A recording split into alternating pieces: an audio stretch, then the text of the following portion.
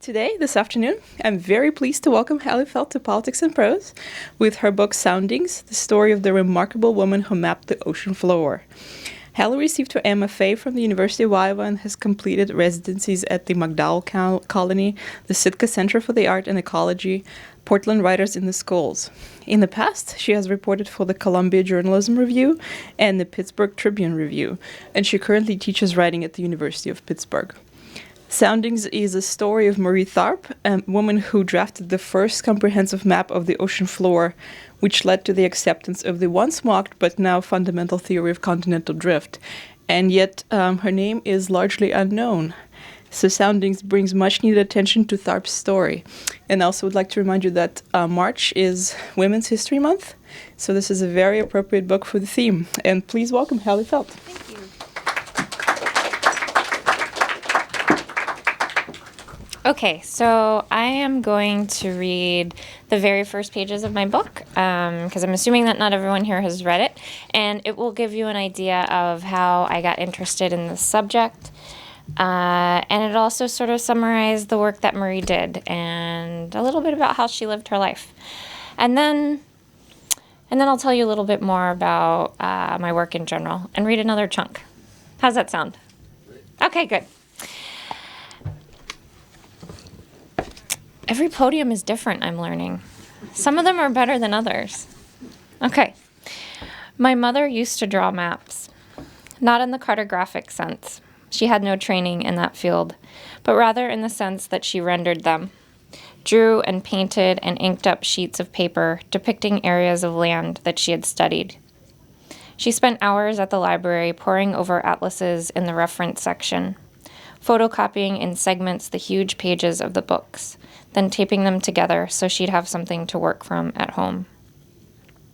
She liked to complain about all the research she had to do to create even the smallest map. This made sense. As a freelance magazine illustrator, the time she spent on research went largely uncompensated. But she had to do it if her maps were going to meet her editor's approval, and I think it was actually her favorite part. I remember waking up in the middle of the night when I was little and stumbling in my bare feet to the other side of our apartment.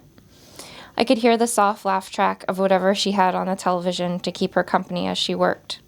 And as I got closer to her studio, I could see the electric light spilling out of it, as if daylight had arrived a few hours early in just this room. And there she'd be, all splayed out on her studio floor, with the copied map spread out like a carpet and a pencil between her teeth. When I found her on these nights, she'd almost never be looking down at the maps or at the television. Instead, she'd be staring off into what would have been the distance if her futon, her flat files, and her dresser hadn't been in the way. I thought she must be thinking about mountains, or maybe even plains, and the borders between countries that could shift if she allowed even a tiny tremor in her hand to travel down the wood of her pencil, through the lead, onto the paper. Her illustrations were always meticulous, though. Looking at them, I found it obvious that she reveled in all the necessary detail.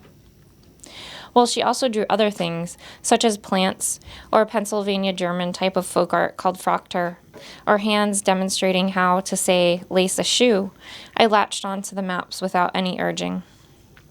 As a kid, I sent away for an orienteering manual that taught me how to navigate through the wilderness with only a map and a compass. As a teenager, I bought journals and calendars with maps printed on them. And when I moved away from home, I decorated the walls of my bedrooms with maps. I, too, loved how beautiful they were.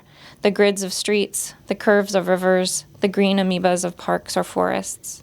Maps were true, but they were also art. A starting point for me to imagine what they represented, what they meant, what was actually on the ground. I suppose, then, that it isn't surprising that the story of the cartographer Marie Tharp piqued my interest. It was very early on New Year's Day 2007, and I discovered her in the New York Times Magazine, part of the 2006 roundup of all the notable people who had died throughout the past year. Some were famous, some were not. The photograph on the cover showed names constructed out of neon tubes, and the letters spelling out the words Marie Tharp came just after the ones that spelled out Betty Friedan. In the magazine were articles about all these people, short biographical pieces whose intent was unclear. In reading, we were not necessarily to mourn, but rather to appreciate the posthumous congregation the Times had organized, or at the very least to acknowledge that the people we were reading about should be remembered, even if they wouldn't be. Marie Tharp, the header of the article about her said, was a contrary mapmaker. In the article's first line, the author wrote that Marie had red hair and cut a fine figure. In its second line, I learned that she had studied English and music before going to graduate school for geology. In the second paragraph, I learned that she and her scientific partner, an Iowan named Bruce Hazen, rewrote 20th century geophysics. It was not until the next paragraph that I learned what exactly she had done.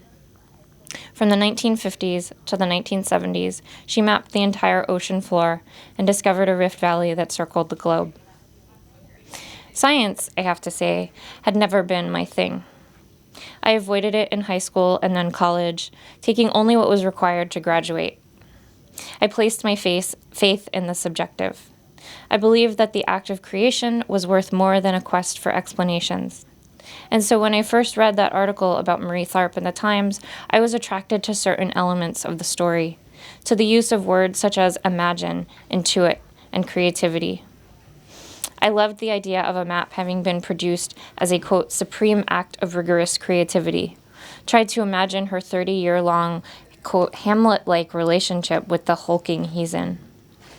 By the time I reached the end of the article, I'd learned that they were a couple in a way that lay outside of the bell-shaped curve, fought like cats and dogs, and had just finished a map of the entire ocean floor when tragedy struck. Bruce Hazen had printer's proofs of the map with him in 1977, the article said, when he suffered a fatal heart attack on a research vessel off the coast of Iceland. A widow in all but name, Marie Tharp continued to live in her house in South Nyack until her death. The article also said that Marie's discovery of a rift valley running down the center of the Atlantic essentially proved the theory of continental drift, which said that the Earth's surface was made up of moving plates. But when I first read the article, what stood out to me was that no one believed her. When she initially discovered what came to be called the mid-oceanic rift, her claims were dismissed as girl talk. I thought I was reading a classic, the story of an outcast eccentric, a female scientist whose reputation had been the victim of mid-American gender bias. I was wrong, but also right. The whole story, the true story, was much more complicated. So, one should take the cap off of the water before starting.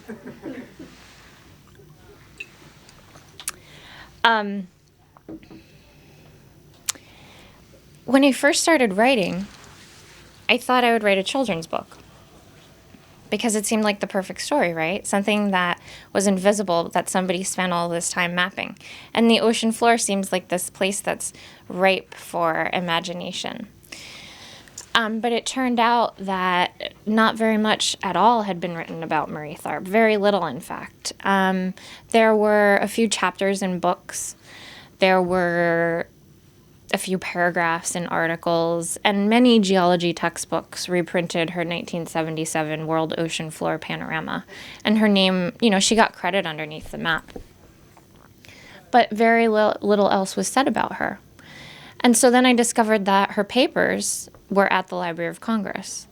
And I went there and started going through them, and there's just a ton of stuff there, hundreds of cubic feet. And no one had ever gone through all of this stuff before, no researcher. So that's when I said, okay, I have to write a book, because not only is she really important to the history of science in the 20th century, but she's been completely ignored, even though she mapped 70% of the Earth's surface. So that was sort of the beginning stages, and at first I wanted to know, basically, how did she map the ocean floor? What is the process that one uses to map the ocean floor? Because the curious thing about this article in the Times was that it didn't delve into her process. It spent a lot of time talking about what she looked like and what the maps looked like and what her personality was like. But she was a scientist. And so it seemed to me that if you're writing about a scientist, you should talk about their process. And also there was this interesting thing. I think that maybe when general publications write about science. They're trying to attract readers who are maybe like me, who hated science. But when you do that and you don't write about the process, you make it seem like it's perhaps just an act of creativity or just an act of imagination, and that's not what it was at all. And so as I began to write this story, I said, I need to make sure that I show exactly how she did her work, so that people like me, who don't necessarily understand science, can see that it can be intertwined all along the way, and that it's not just one or the other. So this next section that I'm going to read to you is about the moment when Bruce Hazen first brought these boxes of sounding records to Marie in her office at Columbia University. One thing you probably should know about my book is that I take Marie's method for mapping the ocean floor and use it to write about her life. So although she had direct depth soundings for some of the ocean floor, she also had to do a lot of hypothesizing and interpolating. And so I do that as well. So this section that I'm going to read to you next is partly imagined. So all of the things that I say took place in the real world. But things like what people are wearing, that kind of stuff is made up. The exact phrasing of dialogue is made up. So it sounds more like a novel because I'm trying to get the general reader to be excited about what has happened instead of just saying, and then in September 1952, Bruce Hazen brought Marie a bunch of stuff in a box. So I'm adding more detail to it so that you can become more engaged. And let me think if you need to know any background. They're working at Columbia University. The man who runs the part of Columbia where they work is named Morris Ewing, and his nickname is Doc. And he's the person who really spearheaded the effort to start collecting soundings of the ocean floor in the United States, beginning in the late 1930s and 1940s. In September 1952, Marie is in her office, nicknamed the daughter's room, doing some math when Bruce walks in hugging a stack of cardboard boxes that block his face. He grunts as he bends to put down the boxes and then flops into the chair beside them. The men who share the daughter's rooms stay bent over their own work. The room is dense with Marie, the data she's working with spread out everywhere. Constellations of newspaper clippings and photographs tacked up on the walls. The air is thick with interrupted thoughts. She's been back from Ohio for maybe a month, because earlier she'd actually quit and run away because she was being forced to do all of this kind of busy work. She was one of the few women who was working in the lab at the time. Bruce has just returned from his latest cruise on the Atlantis, which is a ship that collects soundings. Marie and Bruce sit at opposite sides of the room for a second, staring at the cardboard boxes. Aloft in her drafting chair near the window, Marie only sees the flaps of the one on top, open and askew like petals, rolls of paper sticking out from the middle. Bruce sees the box's edges, meeting indented and crumpled corners. They consider the boxes from their various perspectives for a moment or two before Marie jumps up and makes her approach, stops with her knees touching the stack, and looks down into the roll's empty centers. Fathometer records, she says, even though she knows that's what they are. He told her that morning he would bring them by later. Fathograms, he says, his word for them different but with the same meaning. Fathometer records, or fathograms, or echo soundings are all different terms for the same thing. Measurements of ocean depth made using fathometers or echo sounders. Whatever the instrument is called, it produces a long scroll, on which are inscribed soundings of the ocean floor. The result is a fuzzy, undulating line, each rise and fall representing a vertical change in underwater terrain. Doc, or Morris Ewing, Doc is his nickname, has overseen the collection of these records since just after World War II, when the research ships he and his students used began to be outfitted with continuously recording echo sounders. Bruce has been collecting them since his first cruise in 1947. Technology has progressed since then, from those echo sounders that were supposed to record continuously, but got waylaid by, among other things, extended late-night fridge rating, to ones that operated smoothly by minimizing the possibilities of human interference.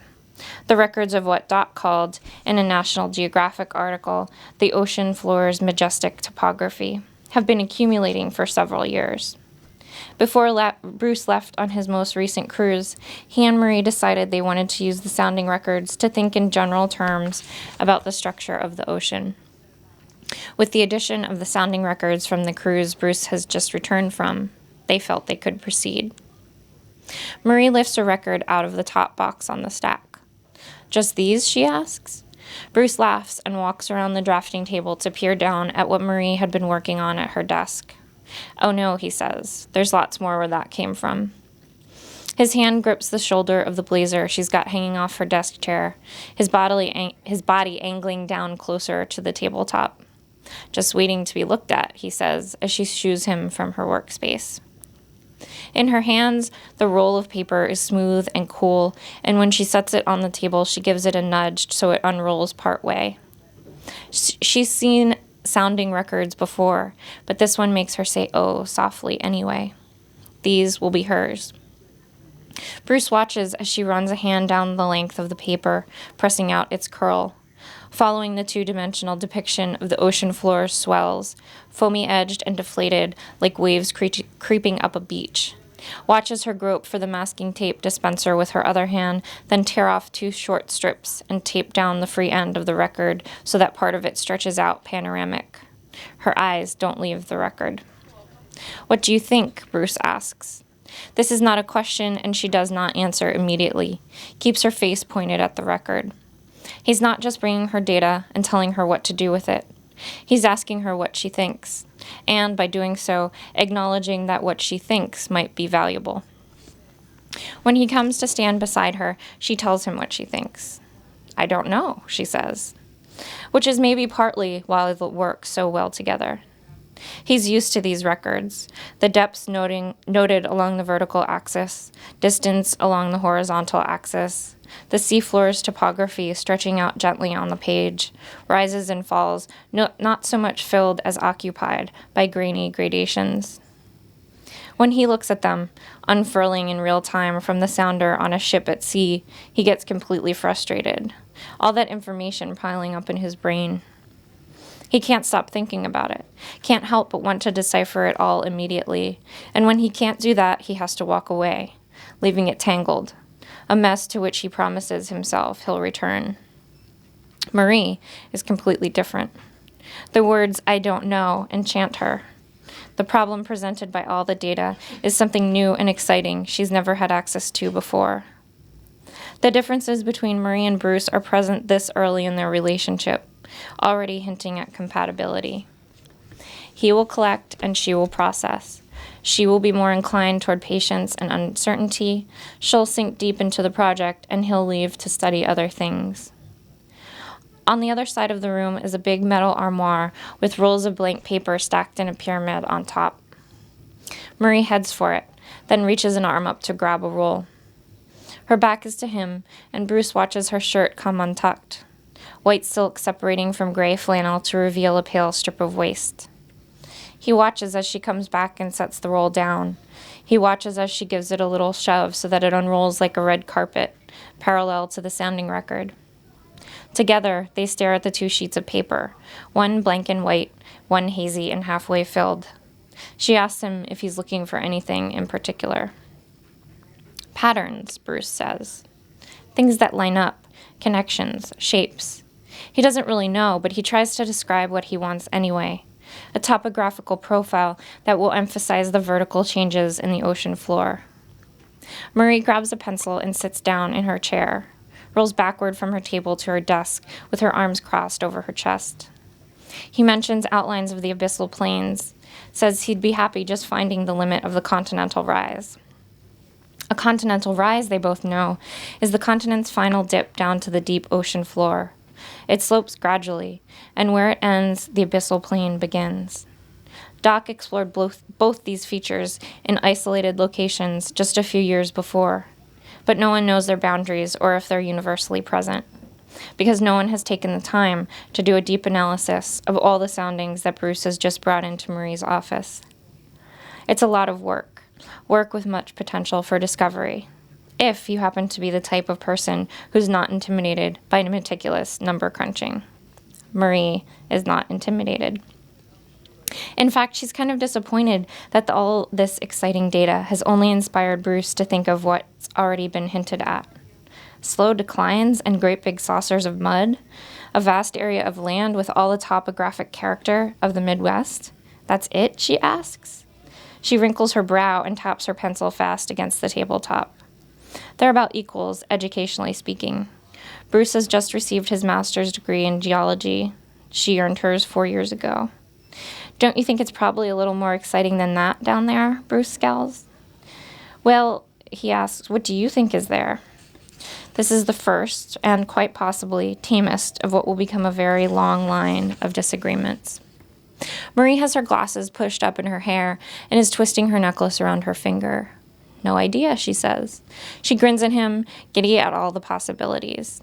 Atlantis, she says, who knows, and spins in her chair to face the dark window overlooking the Lamont grounds.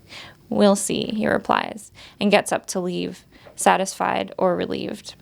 But Marie doesn't notice. She's imagining the sounding record sunk in the Atlantic, unrolled and soggy, like ribbons of light illuminating the ocean floor.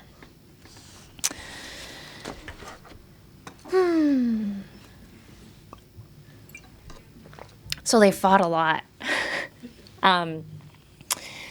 Bruce was much more pragmatic than Marie. When they first started mapping, they started with the North Atlantic Ocean. And there was an area, sort of, if you look at the whole Atlantic Ocean, kind of centrally located between the North and the South, kind of along the equator, where there was just not a lot of data. And Marie wanted to put shipwrecks and mermaids there. Kind of like how really old maps had those there, because they didn't know what was there, so they just thought, okay, we'll put in these fanciful things. But what ended up happening is that they put in the map legend there to cover up the fact that there wasn't a lot of data. But she had this sense of creativity, right, and this very active imagination, but also a devotion to the facts and to data, and just that she was willing to spend so much time crunching numbers, like I said, was something amazing, because a lot of these soundings had been around for decades, and no one else was really willing to do it. And part of the reason why she ended up with this job was that, or assignment, was that she wasn't allowed to go out on ships, because women were considered bad luck back then at sea. And so she had to stay home on dry land. And she did lots of things when she first started working at Columbia. She worked as a human computer, so essentially doing calculations. She drew different instruments that were being developed. And then on this day when Bruce brought all of these soundings to her, everything changed. And they worked then, she worked exclusively with him for the rest of her time at Columbia. And so they had this relationship for 25 years where they produced maps of all of the individual oceans, and then in 1977 produced a world ocean floor panorama, which there's a picture of in this book. And I'm told there's not one in the e-reader, so yet another reason why hardcover books are good to buy, because you get the pictures, right? And that's the best part. Not that I have any sort of bias. So they spent 25 years together. They traveled together. They did all of this work together. They sometimes shared a house. And so they were, I was just talking about this morning, they were very much a couple, but in a way that I think we don't necessarily accept maybe or understand as a couple or a relationship, right? Because no one knows whether they were physically romantically involved. But when he died, he left half of his estate to Marie. They were going to be buried next to each other, but that didn't end up happening. And when Bruce died, because he was the person who really went out and got all of the funding, he got a lot of funding from the Navy. They both worked for Columbia. But at one point, Marie actually got fired from Columbia because there was a lot of intrigue that I'm not going to get into because it's really complicated, but you can read about it in the book. And so when Bruce died, Marie basically stopped working. She never completed a scientific project after that. And they were best friends. So, thanks.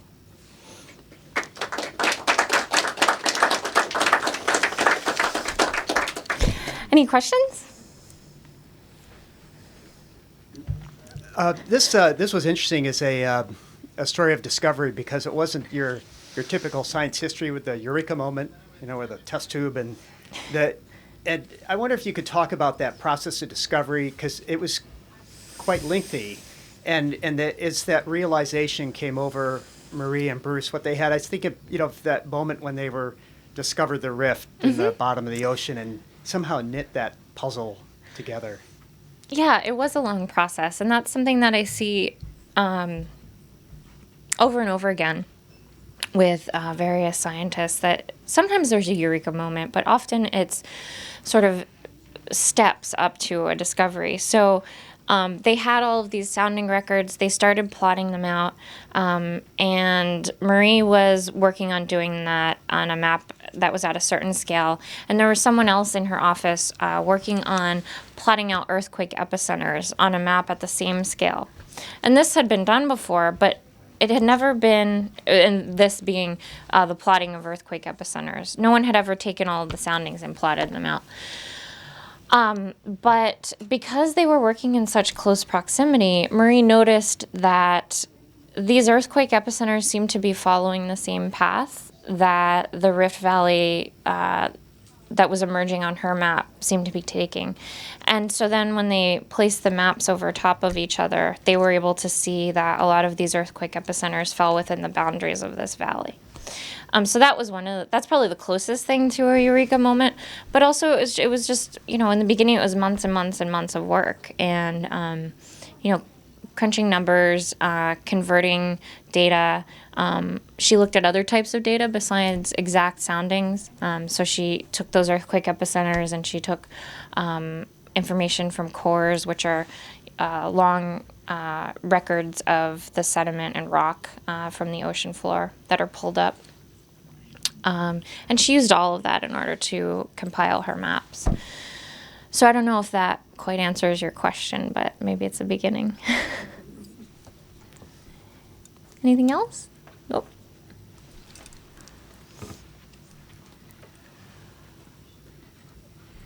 This is a question about women scientists in general. There's been, well, not indications, but it's true that I think the woman's name is Rosamond Franklin. Mm-hmm. Rosalind, yeah. Rosalind, okay, who actually discovered the genome, or had the beginnings of the information that confirmed the structure of DNA. The structure of DNA. Mm-hmm. And she's gotten very little notice or attention or credit for that. Was there any indication in the history of Marie Tharp that she had any of the same difficulty of being able to get credit? I guess from what you say, if Bruce had been a different kind of person, he might have taken credit for everything. Well, so absolutely, she didn't get credit. I mean, she is not considered one of the founders of the theories of plate tectonics, and when there are books written about the history of this period in science, she's almost completely left out. In the same way that Rosalind Franklin was. I think more and more her reputation has been rehabilitated. I know of at least 2 biographies of her, Rosalind. Mm-hmm. But Marie faced both sexism and the fact that she was making maps. So she was making visual arguments instead of writing papers, really worked against her, because often papers are cited, maps are not, generally. And so the thing that's considered like the first shot of this plate tectonics revolution was a paper written by a man named Harry Hess. He was a Princeton geologist, and he wrote a paper called A History of the Ocean Basins. And it was all about this Rift Valley. It was about a place where scientists said, well, he said, there are plates and they're meeting, and there's magma welling up and pushing them apart. To the best of my memory, he did not cite her map He cited some papers that were written after it, but he wouldn't have had anything else to look at, and he wouldn't have had anything to base his paper on without her map. So absolutely, in the same way that Watson and Crick came along and wrote about the double helix structure, if Rosalind Franklin hadn't captured that structure using, I think she was an X-ray crystallographer, they wouldn't have been able to do that then. I mean, eventually someone would have come along, right?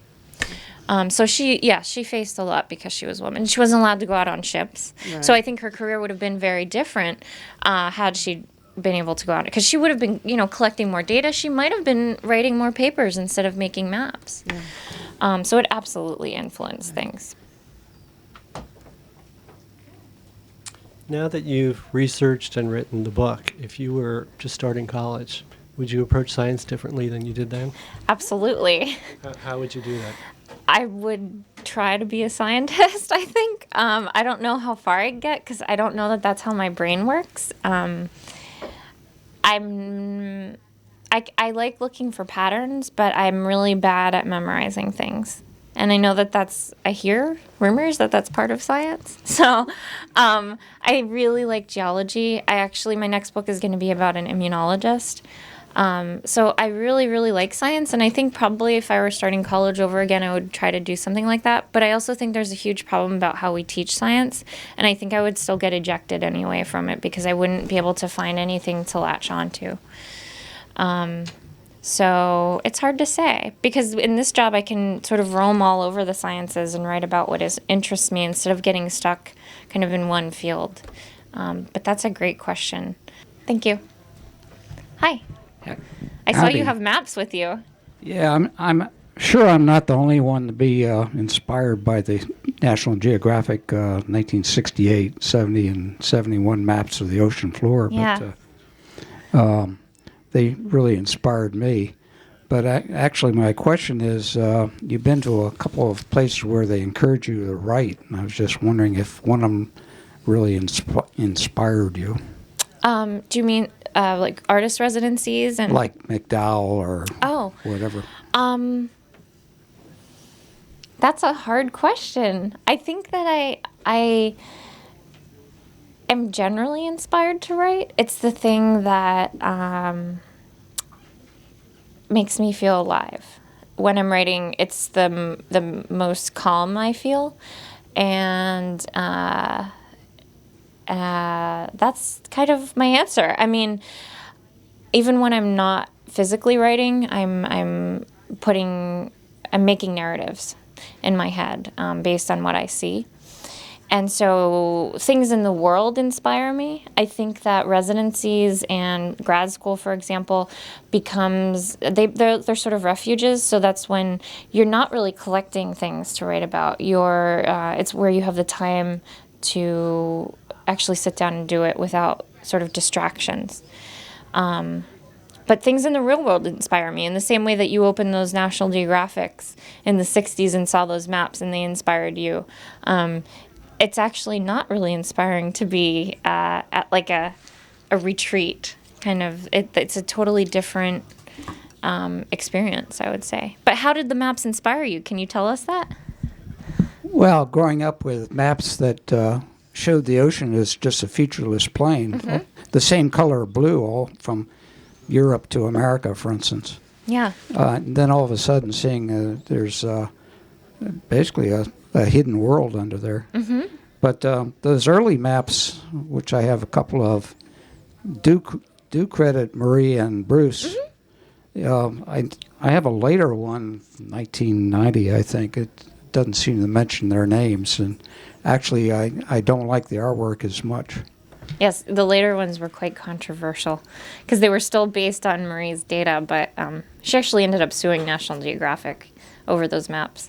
But yeah, National Geographic credited her. And when those maps were published as inserts, there were accompanying articles that talked about Murray's work, right? But what I'm talking about is when we're looking backwards and constructing histories, that's where she falls out. That's where it's not there, basically, because I think people are looking at papers and citations, and she's not really in that story. So I think it's really great. Did you become a scientist? Not really. Okay. appreciation. Great. Any other questions? Okay, well, I'm happy to sign books for you if you'd like. Thank you so much. Thank you so much for coming.